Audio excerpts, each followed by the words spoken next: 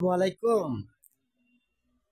হাফেজি সাহেব, আপনার প্রতি আমার বিনীত অনুরোধ, যদি ছোট কোনো তোমার সহকর্মী রোজা রাখা এর বিষয়গুলি না বুঝে আপনার পক্ষ থেকে বুঝিয়ে দিবেন যে রোজা কি জিনিস, রোজার সর্বোচ্চ বিষয়গুলি কি।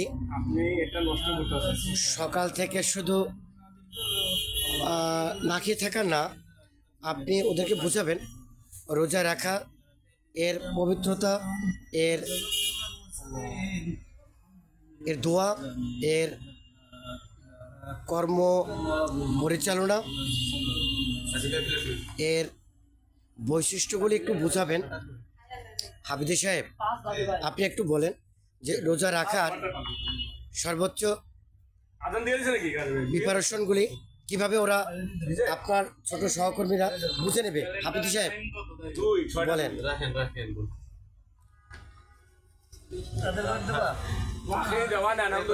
মোহন, তুমি রোজা রাখছিলা? তুমি রোজা রাখছো তো?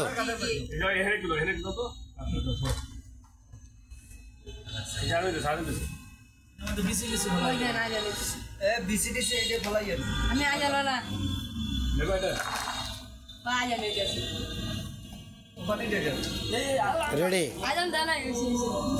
জি, শরবত নেন। মৌলানা সাহেব, হাফেজি সাহেব দোয়া করবেন। আপনাদের সামনের ইফতারিটা আমি খুব সুস্বাদুভাবে চেষ্টা করব পুরাতন ঢাকার আল্লাহ জাক থেকে ব্যবস্থা করে দেওয়ার জন্য।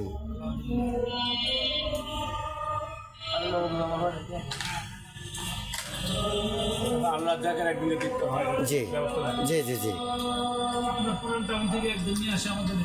অবশ্যই অবশ্যই দোয়া করবেন, মালিকের জন্য দোয়া করবেন, সকল মুসলিম উম্মাদের জন্য, সকল মানব জাতির জন্য দোয়া করবেন। মোল্লা ভাই,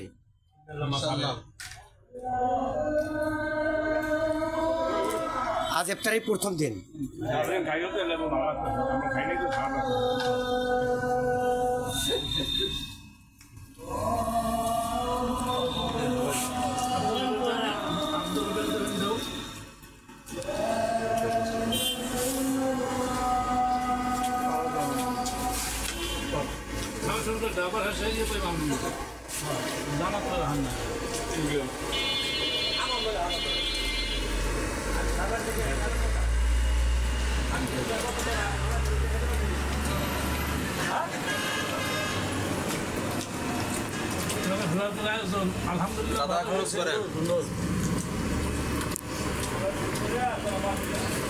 ফারুক ভাই নাই আজকে আপনাদের মাঝে, তার জন্য দোয়া করেন। কোথায় কিভাবে আছে?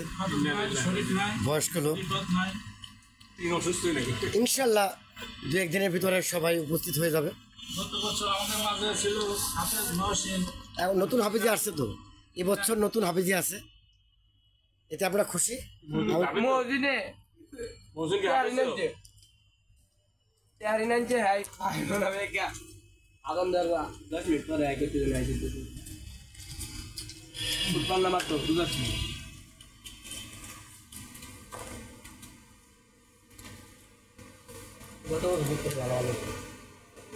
মন প্রাণ দিয়ে মানুষকে সেবা দিয়ে যাবেন।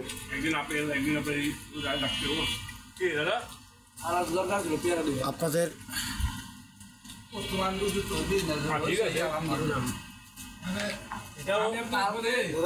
সারাদিনের এই রোজাকে রাখা, সৃষ্টিকর্তাকে স্মরণ করার জন্য আমার পক্ষ থেকে অনেক ভালোবাসা, অভিনন্দন, শুভেচ্ছা রইল। আজ বিদায় নিচ্ছি, প্রথম দিন, আবার আসবো।